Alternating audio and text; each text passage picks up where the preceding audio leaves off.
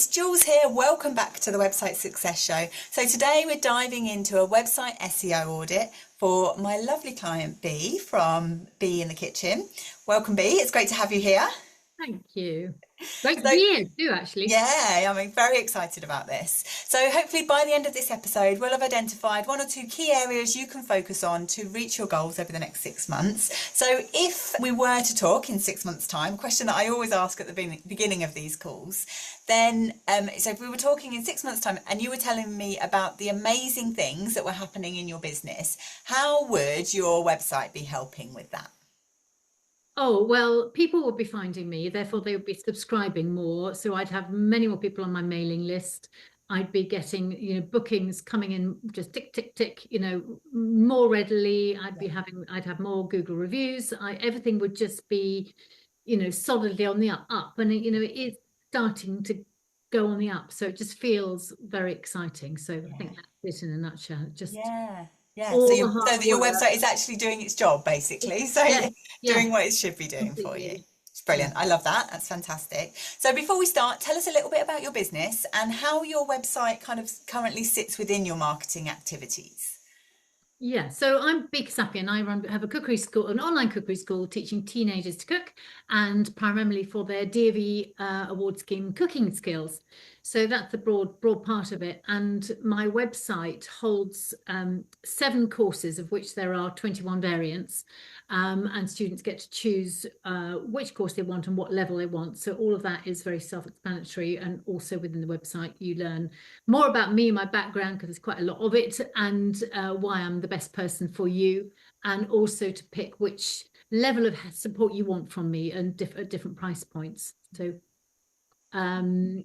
yeah, and then you've got links to my social media, and not that we need that anymore. Of course not. No. And just and links to the various organizations I've been involved with, and yeah, hopefully just you get a really good feel for why I'm a sound person to support you if this is where you need to be. Brilliant, fantastic. So are you doing much marketing outside of your website at the moment? Are you like, how are clients finding you at the moment? Well, I know because I've been running my business itself for, I started in 2017, and I know that, every time a student comes through, they do a registration form, and I know that most of my students come because they either hear about me through their school or because most part they Google me. And so yes, I have a presence on social media, but I have in fact dropped that down because I think it's a good support act, because you can cross-check, am I relevant? Am I up to date? Am I whatever? But it's not where my clients come from per se. No, fantastic. And the great thing is about if we can get Google working more for you, is that it keeps working regardless of whether you feel like posting on the day or not. Yeah, like another review today. Yay, Yeah. fantastic. So I'm going to start sharing my screen. Thank you. Yes, so I'm just going to refresh this screen because it's then come back to what people see when they first come into your website. So there were a couple of bits. I've obviously you've worked so hard. You are in the membership, which is great. It's great having you there. Yeah. So you've worked so hard so far on the progress you've been making has been brilliant. And just, even literally just now, I just came on and said, "Oh, I love what you've done with the website. It's looking great."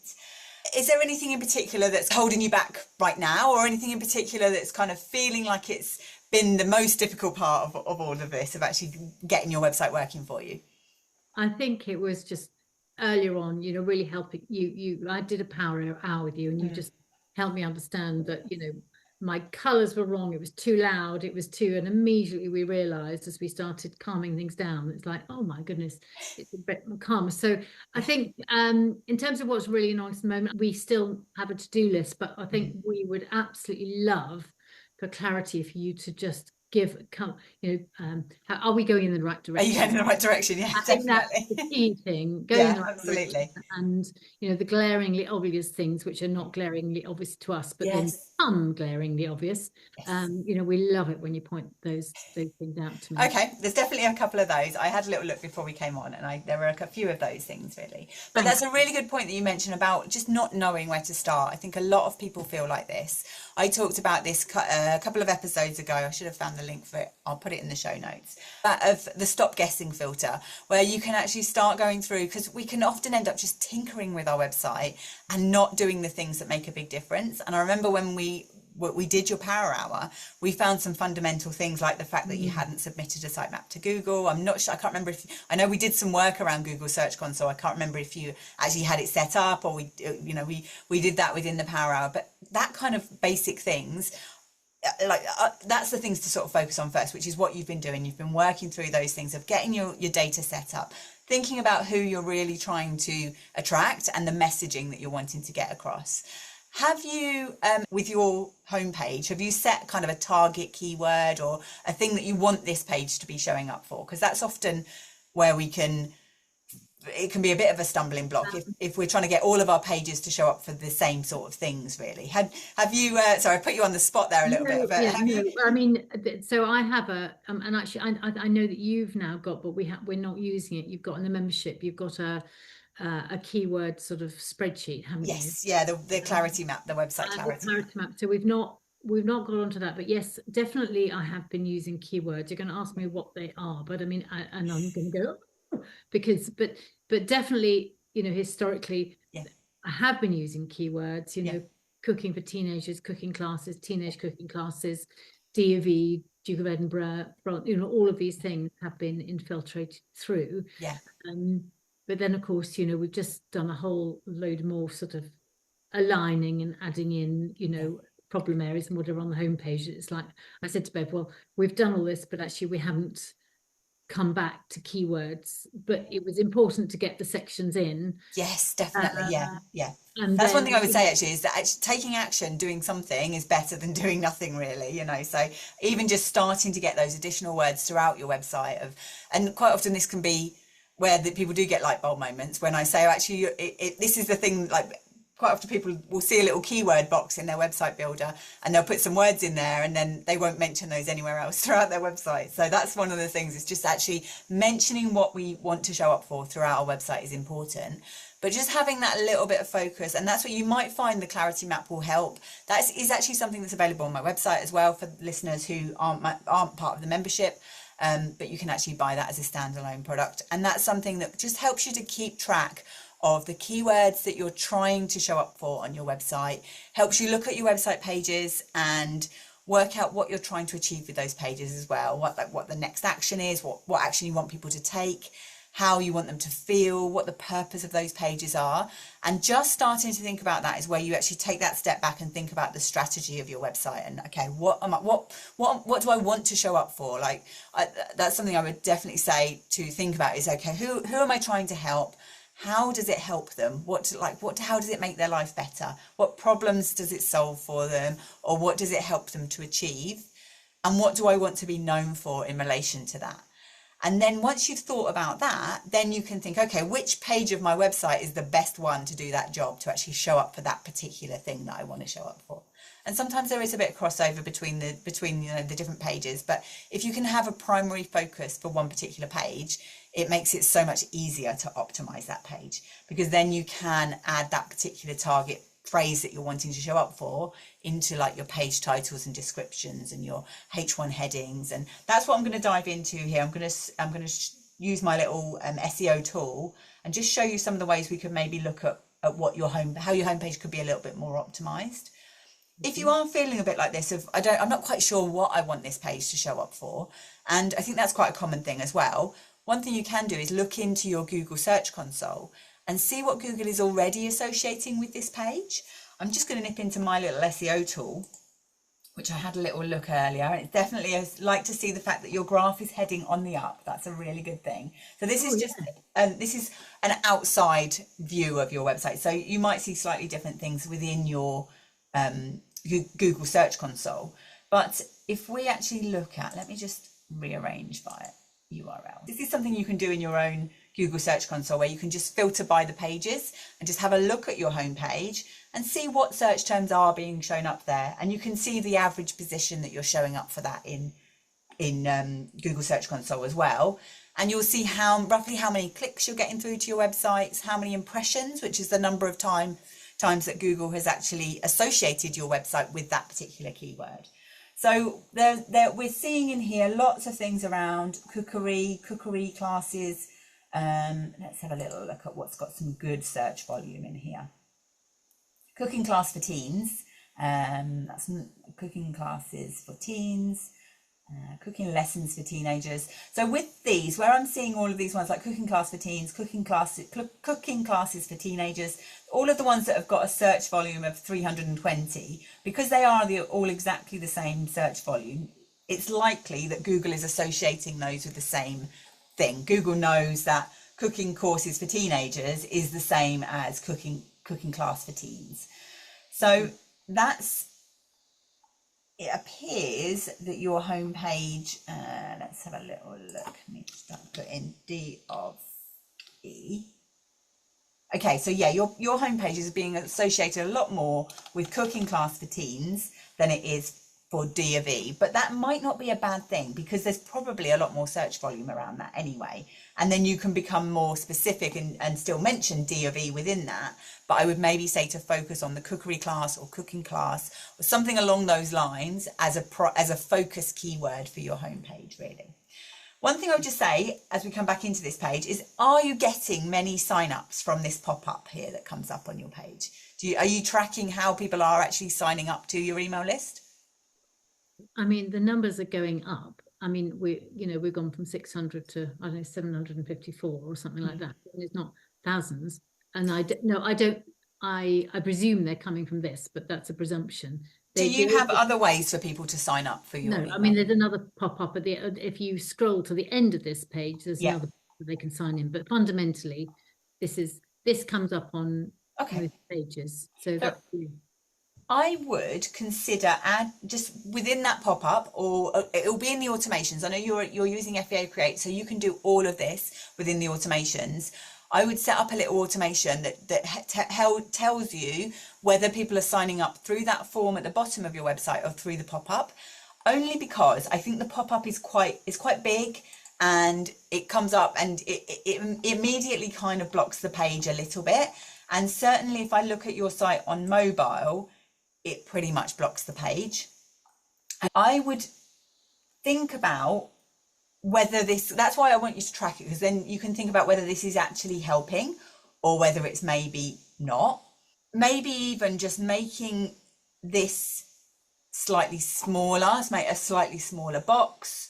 Or I've actually got a podcast episode on how to set up a sign up page that is more likely then to get people to actually take action and sign up.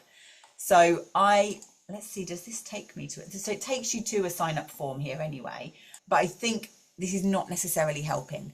Google isn't keen. I know you made this so it loads after 10 seconds, which that's good.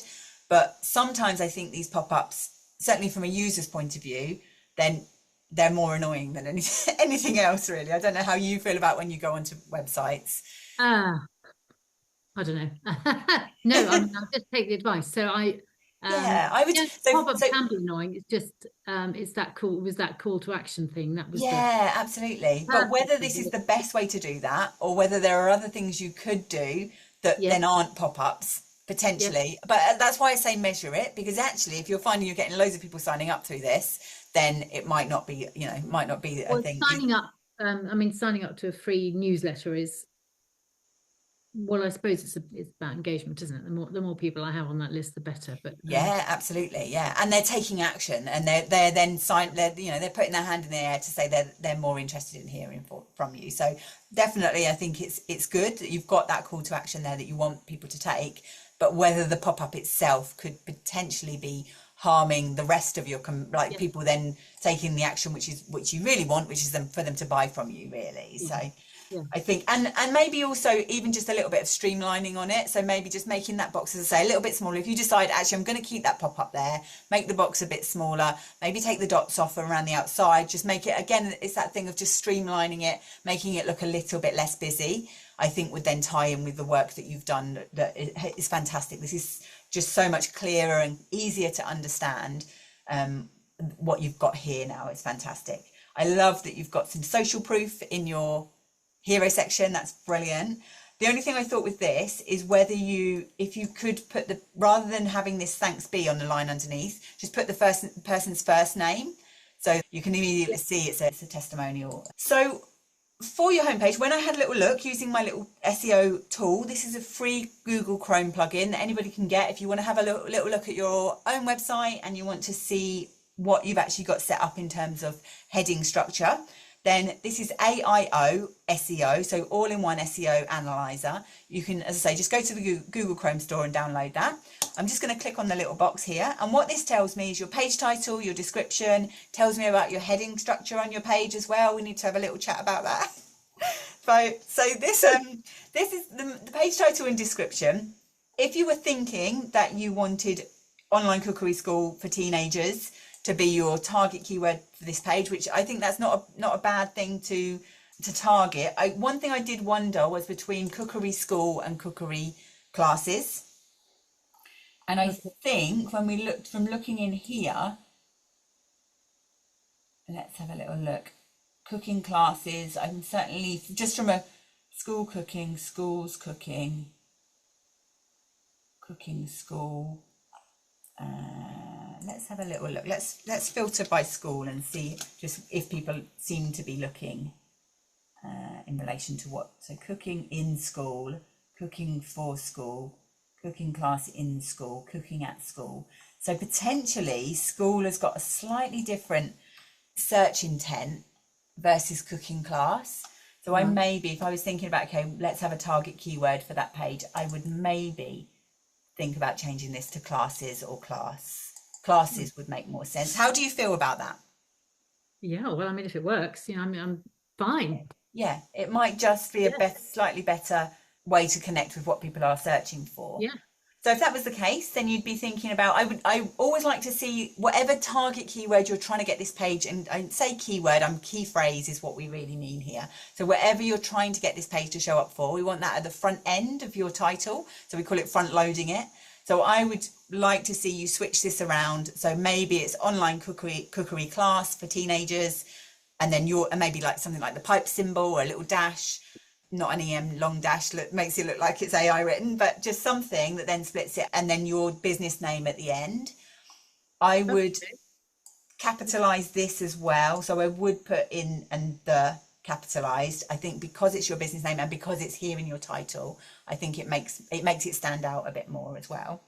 So yeah, I would switch it to something like that. So once you make that decision between cookery class, cookery classes, cooking class, cooking classes, and Google understands that these are all the same things, but it's just what makes the most sense in terms of something to focus on and to target.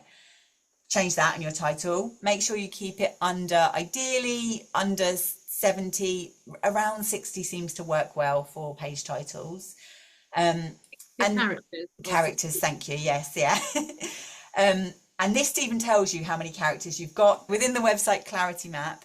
If you put your page titles and descriptions in there, so it allows you to list in all your website pages, you can decide, like, add in what you're trying to target for on that page. And then you can also put in what you've decided on for your page title and description. And then it will go to green if you've got the right amount of characters. If you've got not enough or too many, it will stay yellow or red, I think it is. But that's quite handy as well, because then you can put it into the spreadsheet and then you know if you've got the right sort of length, and then you can just copy and paste that into your website builder. So I would also then think about your description. So with the page title and description, your page title is, if you were thinking about a Google search results page, the page title is the blue links, like those 10 blue links that we would traditionally see on a Google search results page. The page description is the bit that shows underneath it. And ideally what we want the page title to do is sort of align with what this page is about, really. And then the page description, we want that to be something that makes people want to click through. So quite often writing them as if you were talking to that person who's reading the page tends to be a better way to do it. So maybe rather than saying Be Kasapian offers, maybe it's, are you, and this is one of the issues with your website, is whether you are actually talking to the teenagers or whether you're talking to the parents. And you probably know that better yourself. But if there's a way you can kind of not be specific, so I don't know how you would do that within there, of like keeping it so you're not saying, are you doing your DB and you need to learn more, or, you know, that, but you could have a think about that. Does that make sense in terms of what So I'm... keeping it broader so that it is less specific to the parents, so that either a teenager or a parent feel Yeah, in there, or does it need to be just the one or the other? I think I'd rather it would keep it depend on broader. who you think who you think is your website user. And this is a prime example of when our website user might not necessarily, and the person who's paying the bills might not necessarily be the person who's actually getting the benefits of it. It's a bit like if you're selling, baby products, then you're aiming it towards the parents, but it's difficult when it's teenagers who could essentially be looking for this themselves, really. So have you spent any time thinking about this, of who is coming in? I mean, I know it's both. It's predominantly parents because they're paying the bill. Okay. Yeah. So I would say keep that in mind then. Yeah, definitely. And you could even have something on your website that helps, like, are you a teenager looking to build the skills, or have you got a teenager who's looking to build the skills? You could even, somewhere down the line think about, well, okay, what do they need? And it might even be that they need a slightly different frequently asked questions or something like that. So it doesn't necessarily mean you've got to have a whole separate sections in your website, but it's certainly worth thinking about that. Of, what do these two users of my website need to know? And then I would just think about that description. ChatGPT might be quite good at helping you with this, actually, of this is what I want to say. I want to say, are you looking to learn to build your D&V skills? But can you give me a way to say that would then apply whether it was a teenager or a parent who was looking at it? So yeah, I would do that. But again, you want to try and just, the description should be like a summary of the page. But it should be trying to get that person to come through, like not a summary, but explaining that what's on that page and getting people to come through. I'm just trying to see. I mean, even something like this might not be bad. So fun, flexible D&V cooking classes with real recipes, simple videos, and kind support. It's not bad. That's something that, in terms of, it's good for there, but in terms of actually a meta description, a page description, using that as a starting point might not be a bad thing, really. What do you think about that? Well, I'm losing track as to where we put the meta description. That's what's So within FEA Create, the box, the annoying box that comes in, it's in there, and it's called meta description, page description, just description in some website builders. But this is all the stuff you would build out in that back end of FEA Create. But this is a really good example, coming back to episode 108, where I talked about why our websites feel so overwhelming, because quite often we do try and do all three things at once. So we try and think about the strategy of what am I trying to achieve with this page. Then we try and write the description or write the copy to actually go on the pages. And then we try and build it in our website builder, and we try and squish it all into one and do the three things at once. But actually, if you can separate that out, so this is where having the plan of, okay, this is the description I want for this page. Like, even if you do your core pages to begin with, and then you go into FEA Create and you build that, and then you add it in once you've actually thought about, yep, I know what I need to put in there. I've just got to go in and do that. And obviously you've got some help with you as well. So that's always helpful to have someone else to go in and say, this is what I want you to plug into my website, really. So that could be just some little tweaks that you could do for your page title and your description, definitely. And then looking at your heading structure of your homepage, there's a bit of work to do. And this is unfortunately one of the problems with Go High Level, which FEA Create is built on. With the website builder, they've made some changes to it, which does make it's better, but it's not, because right now it sometimes changes headings back to H1s without you realizing. And I've definitely had this on one of my pages. I went in and I had 36 H1 headings, which I think was the record. But it was because it had gone in, they'd done an update to the website builder, and then it had changed a lot of the stuff in there. So very annoying, but it's worth keeping an eye on this sort of stuff as well. And hopefully you shouldn't have to do this once you've done it once and you've got your structure set up. Then hopefully it's only, these are random things that seem to be happening at the moment. But quite often people haven't thought about their H1s and H2s and things. So with there any... Sorry, can I just ask you? So we're just slightly confused. So we're not. But in terms of the H1 settings on FEA, there are two places there's the sort of pop-up thing when you're adding script where you can click in H1, H2 or whatever. Mm-hmm. And then also on the right hand side in the builder, Yes. you can change the font size. Yes. So this is a grey area for us, which we'd love to clarify. Yes. That is H1 related to font size, or is it something different? So H1 is, and this is a really good question actually, H1 is essentially when websites were first built, it was there to tell the back end, it was the back end code that would tell Google that these are the important bits of websites. But unfortunately, we're kind of set up a little bit to fail with this because the modern website builders set us up to use it for styling. So we use it to make some areas look bigger and smaller. And unfortunately, that's where it all goes a bit wrong.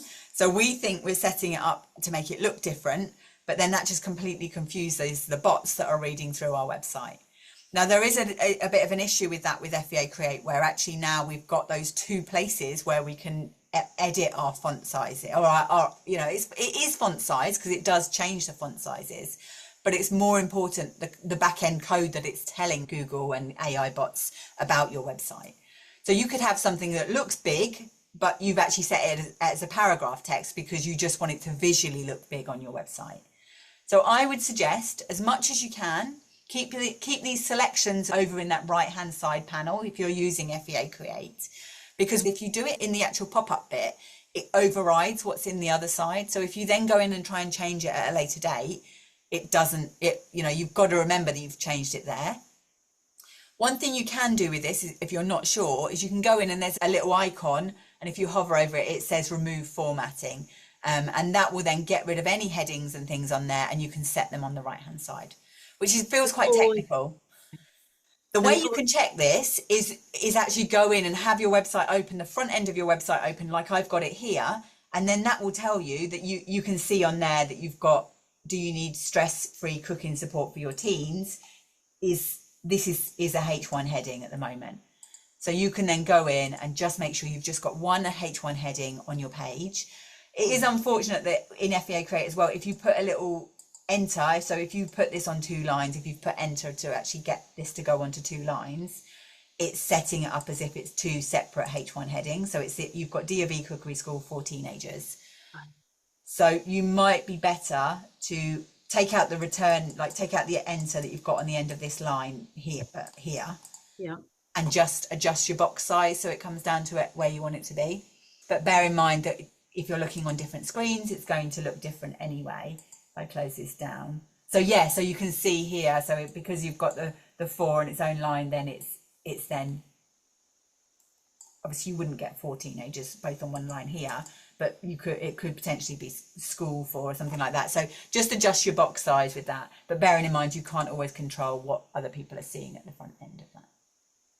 Okay. Does that make sense in terms of being able to see what's going on with the structure of your website there? So you've got like watch the video and hear me chatting about what I do and how to navigate the web. This is set as a H1 heading.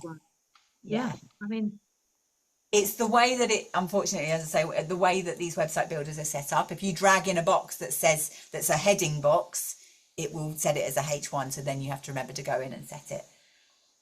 And then ideally what we would want to see is so we'd want just one H1 heading on the page. And then within that, you'd have some H2 headings. So if you think of your H1 heading, if we were back at school and writing an English essay, that would be the main title of what we do. And then the H2s would be the subheadings that we need to have within that.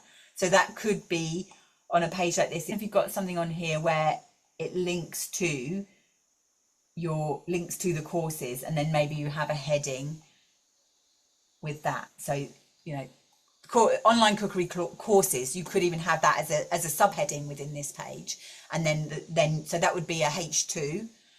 And then H3 might be your 3 most popular courses, or if you've got ways that you can, like if you've got a way to not have all, I think you said 12 courses together, then do you break those up into, let me have a little look. There are 7 courses that each have 3 different levels. Okay. So yeah, off to uni, definitely. So whether it is, then you have, let's have a little look. So Explore Online Cooking Courses could be its own section where the title is Explore Cookery Courses or Explore Online Cookery Courses. That's that pop up again. And then beneath that, it could be D&V cookery courses, off to uni cookery courses, or send cookery courses, something like that. You can spend some time thinking about that of, okay, we've got a separate page which talks all about D&V, and then we've yes, got another page which has got all the courses on. So okay. were you saying that we would put that all in the home page, but we've So got only in a section. So not that you would get rid of these pages or anything, but you just maybe have a section on your homepage of explore our courses, which would be a H2 heading. So if your H1 heading, let's come back to your homepage again. If your H1 heading on your page was D&V cookery classes for tea, or whether you have that D&V within the H1 heading on your homepage, or whether it is online cookery classes for teenagers is the heading on your homepage. And then within that, you'd have a H2 heading of explore our online cookery classes, or explore our classes for or cookery classes for teenagers, or something like that. And then within that, you'd have a H3 heading of D&V cookery classes, off to uni cookery classes, like what you'd have sort of within those. Does that make sense? so. I'm sorry. I'm shocked seeing all those H1s, and it must be, from what you've described, a bit of upgrading FEA Create. Yes, but don't feel despondent about this, because this is a really quick and easy fix. Because all you can do, just literally have two windows open. So you've got the window that's the front end of your website here. You have this open. You've got FBA Create in another window, and you literally just go through and change them from H1s to H2s as they need to be, really. Yeah. And then, yeah, as you're thinking about doing that, there's definitely some work to do on what other H2 headings you need within your homepage there as well. Let's have a little look. So I saw you had your 3 steps to success. Definitely you could have that in here. So you could maybe have a heading of 3 simple steps to learning to cook, or like thinking about what the transformed state is. What do we say? So 3 simple steps to a love of cooking, or something like that. Your homepage you keep it general, like, rather than it being specific, because then on the D&V page you could have 3 simple steps to gaining your D&V skills, or cookery skills, or something like that. But that could definitely be a heading for a section on your homepage of, 3 simple steps to whatever the result is. Does that make sense? Yeah. Goodness, thank goodness there are 2 of us this end. Yeah, absolutely. But the thing is, it's all like incremental changes that you can make over time. You've already massively helped your website, and we're seeing that in your analytics, that you're starting to get more traffic. So all of this is just making it extra clear to Google what you do, how they can serve you up as that best answer to a Googled problem, or to something that people are looking for. So definitely don't feel like, oh my God, we've still got loads to do. There is, but this is all that foundational stuff that will then just keep working for you. And once you've done it once, and once you've got this to a point where actually, okay, we've done this work, then you don't have to do it again. Unless your business massively evolves, or unless something changes, unless you see new opportunities that you want to then plug in. This is stuff that is done once it's done, and it can help to keep bringing clients into your business, really. So yeah, definitely. So in terms of priorities, looking at the heading structure on your page, looking at your page title and description, and just making that decision on what this page you want it to show up for. So probably something like online cookery classes for teenagers, and just adjusting your page title and description for that. And then the headings as well on your page, just getting that hierarchy in place in the right way on your homepage, really. How does that feel for some next steps for you? Yeah, that's good. Good. Very good. Yes. Yeah, fantastic. So before we finish, I would love you to give yourself another little shout out, let people know where they can find you, and remind us again of what you do. Oh, well, it could be cooking classes now, couldn't it? So be in the kitchen. That's the thing with all of this as well. When you do this work on your website, it makes everything easier. It makes it easier when you're networking, when someone is asking you, when you're at a barbecue and someone asks you what you do, you can easily describe and describe it in plain language. So I think this makes everything easier once you get clear on this kind of stuff, really. Thank you. Well, I'm Bika Sapian. I'm Be in the Kitchen online specialist cookery school, and I adore teaching teenagers to cook. So that's what I do for their DV skills for life, cook family suppers, you name it. That's what I love to do, and that's what I am doing. Fantastic. Love it. And your website is? That's beinthekitchen.co.uk. Brilliant. And you've got a YouTube channel as well, haven't you? I do. Be in the So we can kitchen. find Yeah. you on YouTube as well. I did see some of those videos when I Googled you. I did see some of those videos showing up as well. So it's all good. It's all good. Lovely. Great. So if this episode has made you think about your visibility and getting your website sorted and just making it so that you can get Google sending you clients regularly through to your business, and you'd like to explore how I can help you with this, book a website potential discovery call. You can go to my website, the website successhub.com, and you can book a call there and find out how I can help you with my products and services. I've got the membership and one-to-one services that I offer, and you can find that there. So thank you so much for listening. Thanks, Bea, for being here. Oh, thank you for having a look. Yeah, it's been good. Thanks a lot, and I'll see you soon. All right. Bye-bye. Thank you. Bye. Bye-bye.